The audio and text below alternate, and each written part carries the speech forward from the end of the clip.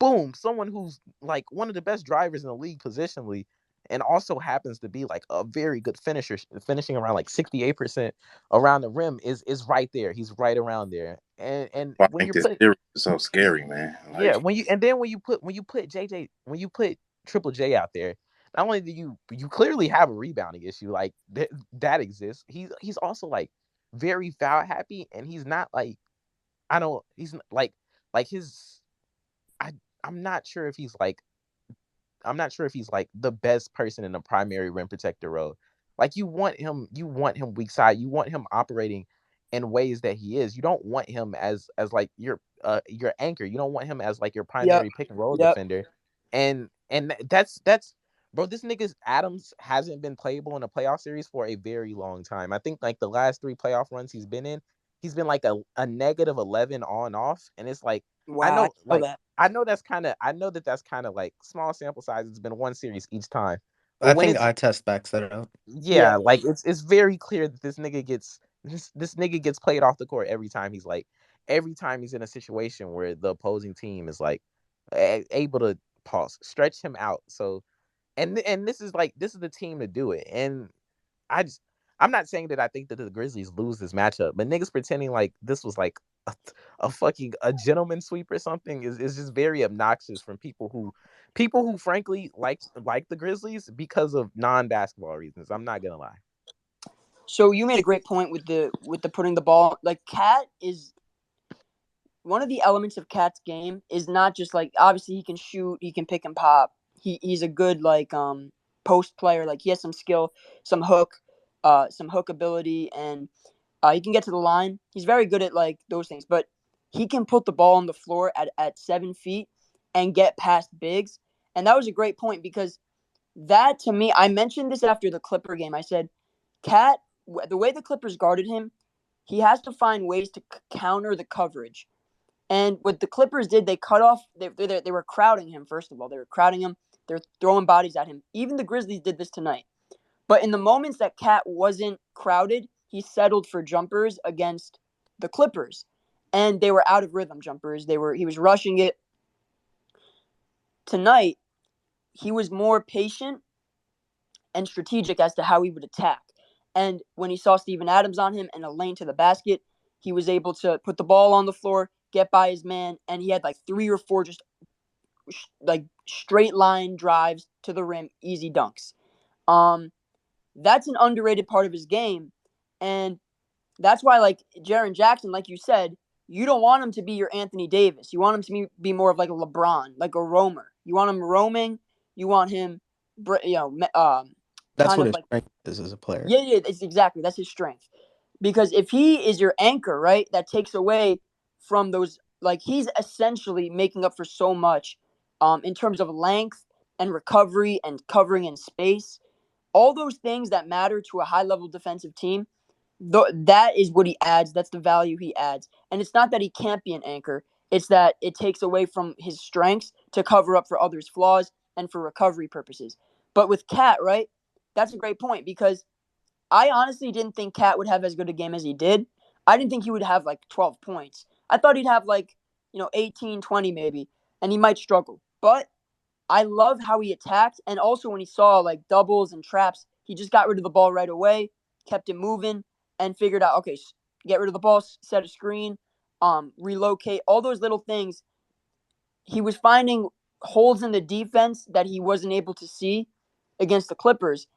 And that's why, like Steven Adams, I don't know how playable he is when Cat's on the floor, um, because the space, like the from the vantage point of him being able to shoot, and then from the vantage point of if you close out on him as a shooter, he can put the ball on the floor.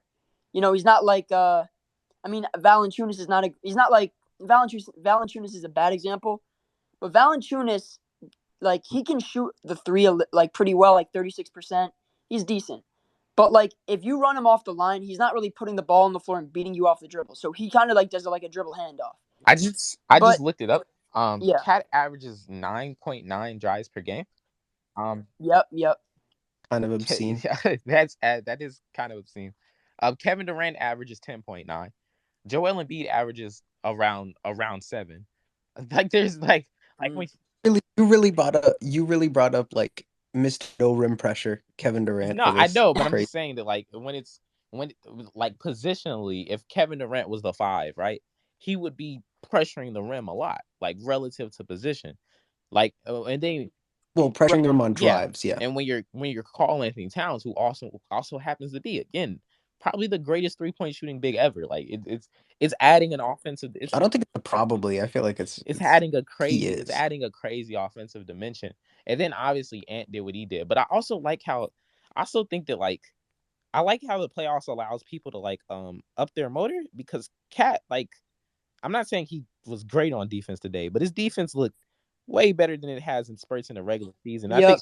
I think part At least better than the Clippers game. I don't even think his defense was awful to start the Clippers game. Like it felt like he kind of got like out of I thought A lot of as ticky the game tack. progressed as and the he got game more progressed, he frustrated got more offensively, he wasn't able to put in as much but effort there. and this is kind of the case for him earlier in the year. Like when Cat like he had came off season, he was playing up. He had lost some weight. He was playing up higher. You saw it in the preseason. You saw it earlier in the season. He was just able to he was able to exert more energy on defense. And like obviously as the regular season goes on, and like you play more games. Like you're exerting less defense. And when you're somebody like him who like his only strength on defense, earlier in the season was okay, Cat's gonna play very high and he's gonna use his hands and he's going to be aggressive towards ball handlers, right? He's going to give them looks that they're not used to. And they weren't able to do that effectively for portions this season. They closed the year out well defensively. And they played solid defense as a team in the playing game. And then they came into this game and they showed Ja possession after possession, aggressive coverages.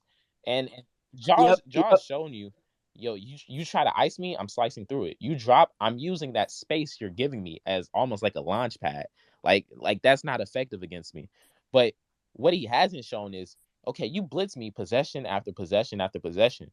Maybe sure I can create for myself, but am I as effective when it comes to creating for others? And not that Ja had a bad game or that Ja wasn't effective in his game. He was fine. By the way, did you know that Ja had more free throws today than Russ Yep. or not Russ Yeah. than Curry had in the 2018 Western Conference Finals? That's kind of crazy. Yep. While we're ranting. But Yeah. yeah, like I think that like playing those because their base coverages are very aggressive. They've been in a very hmm aggressive and very forward-thinking team defensively all season to make up for some of the deficiencies that they have on that end. And I think that gave Ja trouble. And I think that's gave Ja trouble every time they play, like visually at least. I would like to see. I just want to see it progress because part of it is as a player, I'd like to see Ja improve in that aspect, and I want to see if a full playoff series is kind of the thing he needs to work it out with the struggles. Because I thought he had a few moments of like some solid play, being able to either split through two defenders, but I feel like that was probably more of a product of the defenders not necessarily being in the right position all the time. Uh, Early on in the game, I think I tweeted out, I said I'm worried about Cat playing at that level. But I think as the game progressed, as you said, like he definitely is struggling there. I would be surprised to see though if the Timberwolves didn't try to mix it up a little, purely because I think they did that somewhat I think you consistently have throughout to this game. because in a playoff game like that, if those type of coverages are your base coverages, right? And Mhm. The Grizzlies are they're running side actions or they're getting into certain stuff that breaks that. In the playoff series, that breaks the series, like because Oh, and I meant like within in-game variation, not just like yeah, a la Denver, where they're just like almost constantly just switching up the coverages to confuse guards. yeah. Drew, what did you think about Ja's floater variance this game? I refuse to comment on Jaws floater variants until we get more sample size. But as you like, You're you such a you know my troll, thoughts bro. on this. You're You know such a my thoughts on this. nerd. Jesus fucking Christ, bro. Um. I was The right fact that to. Ironic? the fact I that was that right nigga to. really had the nigga in high leverage minutes, right? That nigga had one field goal made, and from from the end of the second quarter to halfway through the fourth quarter is crazy to me. Ja trick y'all. He not built for the moment. Ooh, yes. You This just is a a good hater, bro. agenda. This is I'm good agenda. trolling. I'm Stop trolling. it. Y'all So just hating, bro. I'm gonna go head over to the Warriors pregame. So I'm gonna end it here. It's a very short space, but I had to get some shit off. I really appreciate your guys' your not just analysis but the insight that I gotta re-listen to this space like that the last like 10 minutes and just listen to what you said about the those coverages and then match the eye test. But I appreciate the knowledge because I learned a good amount just in the last 5 minutes. Before you end this space, I just want to say Zaire Williams is him, best player on the Grizzlies. Why can't he make a three? Why can't he make a three? Irrelevant. He had 2 highlight reel dunks. That's all that Them matters. Dude, calling Cat Big highlight Curry reel. is killing me, Highlight bro. reel. What the fuck?